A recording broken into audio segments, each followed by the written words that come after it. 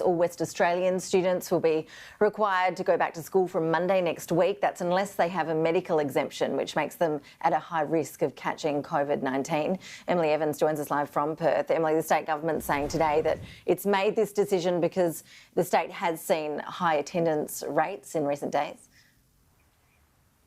That's right, Ash. Over the past few days, the average attendance rate at WA's public schools has sat around the 80% mark, but yesterday it peaked at 85.6%, which gave the state government confidence to make school compulsory again from next Monday. Now, there will be some exemptions, as you mentioned, for students who have medical exceptions and also for some students who have someone in their household who is at high risk of contracting COVID-19. But the WA Education Minister has said that there will be an additional 36 staff who will be allocated to helping those disengaged students return back to the classroom.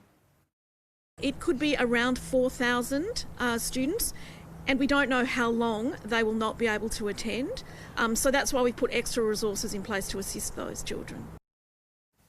The state government has also announced that the ATAR written examinations for Year 11 and 12 students will go ahead as scheduled from November the 2nd. The state government's $43 million cleaning program will also continue at all public schools. That sees deep cleaning of high contact surfaces throughout the school day. Social distancing measures will also remain a high priority for public schools as well, which includes school events like school assemblies remaining banned, and as parents as well who are dropping their children off in the morning, they will still not be allowed to go onto school grounds. Now, school will be compulsory from Monday, and under West Australian law, some parents who don't have an exemption and still don't send their children to school could face a fine of up to $1,000. The West Australian Premier has also warned parents that their children could be disadvantaged if they're not back in the classroom.